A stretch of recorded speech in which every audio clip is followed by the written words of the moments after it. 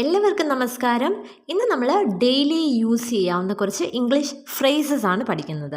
So ഈ video നിങ്ങൾ അവസാനം വരെ കണ്ടിട്ട് ഇഷ്ടപ്പെട്ടെങ്കിൽ തീർച്ചയായിട്ടും ലൈക്ക് ചെയ്ത് തന്നെ ഒന്ന് അറിയിക്കുക. ആദ്യത്തെ ഫ്രേസാണ് ഐ ഡോണ്ട് ബൈ ഇറ്റ്. ഇവിടെ ബൈ എന്ന വാക്ക് നമുക്കറിയാം വാങ്ങിക്കുക എന്നുള്ള മീനിങ് ആണ്. പക്ഷേ ഈ ഒരു phrase I don't buy it എന്ന് പറഞ്ഞാൽ ഞാനത് വിശ്വസിക്കുന്നില്ല എന്നാണ് മീനിങ്. സോ ഒരു എക്സാമ്പിളായിട്ട് പറയുവാണെങ്കിൽ, നീ ഒരേ കാര്യം തന്നെ വീണ്ടും വീണ്ടും എന്നോട് പറയുന്നത് നിർത്ത്, ഞാനത് വിശ്വസിക്കുന്നില്ല എന്ന് പറയണം. അതെങ്ങനെ പറയും? Stop telling me the same thing over and over. I don't buy it. Stop telling me the same thing over and over. I don't buy it എന്ന് പറഞ്ഞാൽ എന്താണ്? Stop telling me the same thing എന്ന് പറഞ്ഞാൽ ഒരേ കാര്യം തന്നെ പറയുന്നത് നിർത്ത് എന്നാണ്. ഓവർ ആൻഡ് ഓവർ എന്ന് പറഞ്ഞാൽ വീണ്ടും വീണ്ടും. സോ ഒരേ കാര്യം തന്നെ വീണ്ടും വീണ്ടും പറയുന്നത് നിർത്ത് എന്ന് പറയാനാണ് stop telling me the same thing over and over. I don't buy it എന്ന് പറഞ്ഞാൽ ഞാനത് വിശ്വസിക്കുന്നില്ല എന്നാണ്. I don't buy it. Stop telling me the same thing over and over. I don't buy it. ഇനി അടുത്ത ഫ്രേസാണ് it slipped my mind. It slipped my mind എന്ന് പറഞ്ഞാൽ ഞാനത് മറന്നുപോയി എന്നാണ് മീനിങ്. ഒരു എക്സാമ്പിളായിട്ട് പറയുവാണെങ്കിൽ, ഞാൻ ഇന്ന് രാവിലെ അവളെ വിളിക്കേണ്ടതായിരുന്നു, പക്ഷെ ഞാനത് മറന്നുപോയി എന്ന് പറയണം. അതെങ്ങനെ പറയും? I was suppose to call her this morning but it slipped my mind. I was suppose to call her this morning but it slipped my mind എന്ന് പറഞ്ഞാൽ എന്താണ്? I was suppose to call her എന്ന് പറഞ്ഞാൽ ഞാൻ അവളെ വിളിക്കേണ്ടതായിരുന്നു എന്നാണ്. This morning എന്ന് പറഞ്ഞാൽ ഇന്ന് രാവിലെ. സോ ഇന്ന് രാവിലെ ഞാൻ അവളെ വിളിക്കേണ്ടതായിരുന്നു എന്ന് പറയാനാണ് I was suppose to call her this morning എന്ന് പറഞ്ഞത്.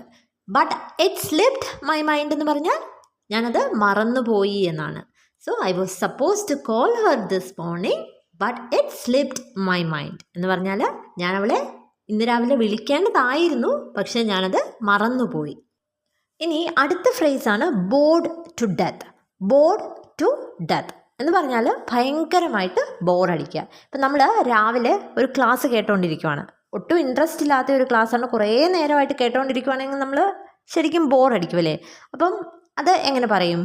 I was bored to death listening to that lecture this morning. അതായത് ആ രാവിലത്തെ ലെക്ചർ, അതായത് ക്ലാസ് കേട്ടിട്ട് ഞാൻ ഭയങ്കരമായിട്ട് ബോറടിച്ചു എന്നാണ് meaning. I was bored to death listening to that lecture this morning. ഇനി അടുത്ത ഫ്രേസാണ് ഗോട്ട് ഇറ്റ്. ഗോട്ട് ഇറ്റ് എന്ന് പറഞ്ഞാൽ മനസ്സിലായി എന്നാണ് മീനിങ്. ഇപ്പം ഒരാളൊരു കാര്യം പറഞ്ഞുകൊണ്ടിരിക്കുവാണ്, അപ്പം നിനക്ക് ഞാൻ പറഞ്ഞത് മനസ്സിലായോ എന്ന് ചോദിക്കുന്നത് എങ്ങനെയാണ്? Did you get it. Did you get it എന്ന് പറഞ്ഞാൽ നിനക്ക് ഞാൻ പറഞ്ഞത് മനസ്സിലായോ എന്നാണ് മീനിങ്. അപ്പം നമ്മൾ പറയത്തില്ലേ, എനിക്ക് മനസ്സിലായി. അതെങ്ങനെ പറയും? Yes I got it. Yes I got it. ഇവിടെ ഗോട്ട് ഇറ്റ് എന്ന് പറഞ്ഞാൽ എനിക്ക് മനസ്സിലായി എന്നുള്ള മീനിങ് ആണ്. I got it. ഇനി അടുത്ത ഫ്രേസാണ് maybe some other time. Maybe some other time എന്ന് പറഞ്ഞാൽ പിന്നീട് എപ്പോഴെങ്കിലും ആകാം എന്നുള്ളൊരു മീനിങ് ആണ്. ഇപ്പോൾ ആരെങ്കിലും ഒരാൾ നമ്മളെ ഒരു കാര്യത്തിന് ക്ഷണിക്കുവാണ്. ഒരു എക്സാമ്പിൾ പറയുവാണെങ്കിൽ, ഇന്ന് രാത്രി ഡിന്നറിന് പുറത്തു പോകാൻ നിനക്ക് ആഗ്രഹമുണ്ടോ അല്ലെങ്കിൽ നിനക്ക് താല്പര്യമുണ്ടോ എന്ന് ചോദിക്കണം. അപ്പം അതെങ്ങനെയാണ് ചോദിക്കുന്നത്? Would you like to go out for dinner tonight. Would you like to go out for dinner tonight. Would you like to go out for dinner എന്ന് പറഞ്ഞാൽ നിനക്ക് ഡിന്നറിന് പുറത്തു പോകാൻ താല്പര്യമുണ്ടോ എന്നാണ് meaning.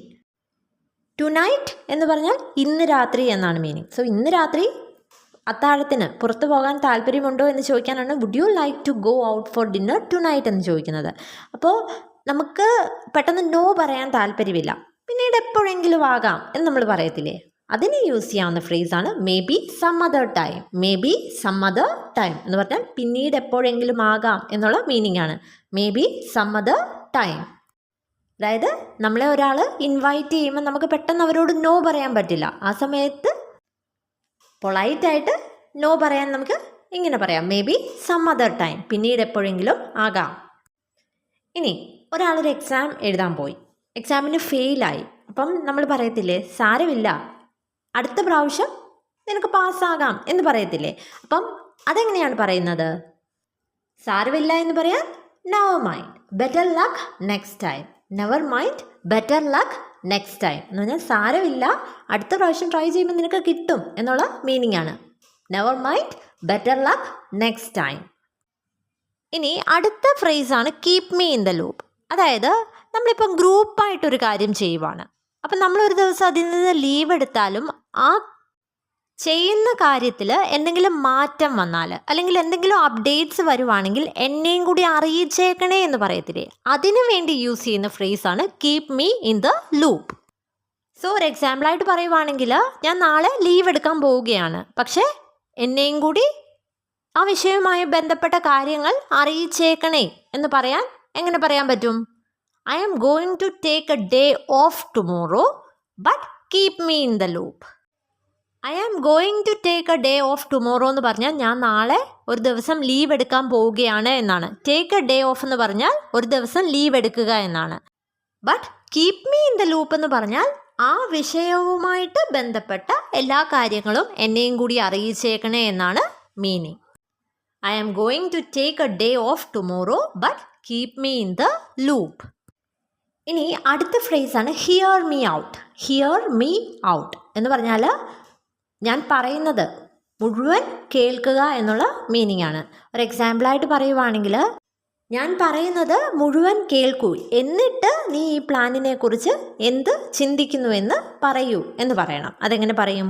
Here me out and then tell me what you think of this plan. Here me out and then tell me what you think of this plan. ഇവിടെ here me out എന്ന് പറഞ്ഞാൽ ഞാൻ പറയുന്നത് മുഴുവനായിട്ടും കേൾക്കുക എന്നുള്ളതാണ്.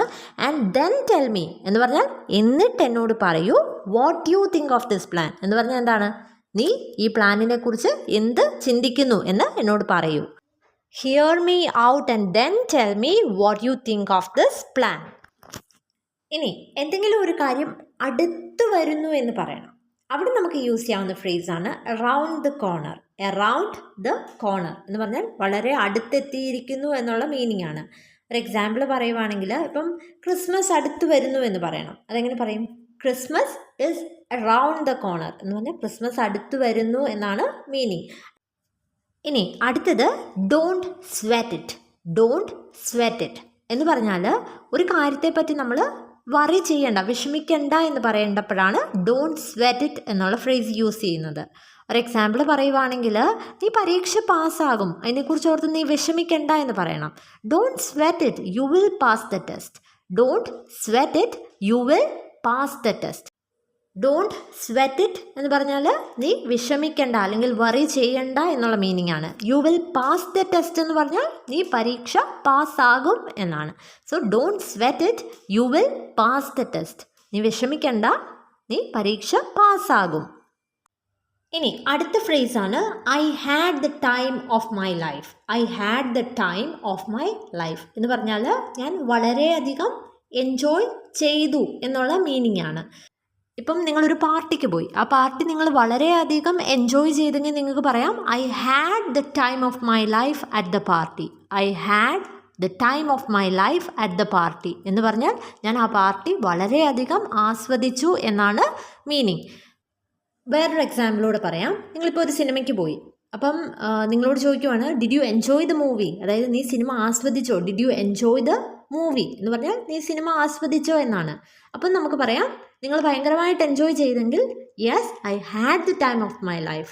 Yes I had the time of my life എന്ന് പറഞ്ഞാൽ ഞാൻ ആ സിനിമ വളരെയധികം എൻജോയ് ചെയ്തു എന്നാണ് meaning. I had the time of my life. ഇനി നിങ്ങളുടെ ഒരു ഫ്രണ്ടിന് ഒരു സ്ഥലം വരെ പോകണം. അപ്പം നിങ്ങളോട് കൂട്ട് വരാമോ എന്ന് ചോദിച്ചു. അപ്പം ആദ്യം നിങ്ങൾക്ക് പോകാൻ മടിയായിരുന്നു. അപ്പം നിങ്ങൾ പിന്നെ അവർ ചോദിക്കുമ്പം ഞാൻ എൻ്റെ മനസ്സ് മാറ്റി എന്ന് പറയത്തില്ലേ, അതായത് ഞാൻ വരാം, എൻ്റെ മനസ്സ് മാറ്റി എന്ന് പറയത്തില്ലേ, അതിന് യൂസ് ചെയ്യാവുന്ന ഫ്രേസാണ് I have changed my mind. I have changed my mind എന്ന് പറഞ്ഞാൽ ആദ്യം ഉണ്ടായിരുന്ന ആ ഒരു തീരുമാനം മാറ്റി എന്നുള്ള മീനിങ് ആണ്. I have changed my mind. So നമ്മുടെ ഡെയിലി ലൈഫിൽ യൂസ് ചെയ്യാൻ പറ്റുന്ന കുറച്ച് ഫ്രേസസ് ആണ് ഇന്നത്തെ വീഡിയോയിൽ കണ്ടത്. സോ ഈ വീഡിയോ നിങ്ങൾക്ക് ഉപകാരപ്പെട്ടെങ്കിൽ തീർച്ചയായിട്ടും ഒന്ന് ലൈക്ക് ചെയ്യുക.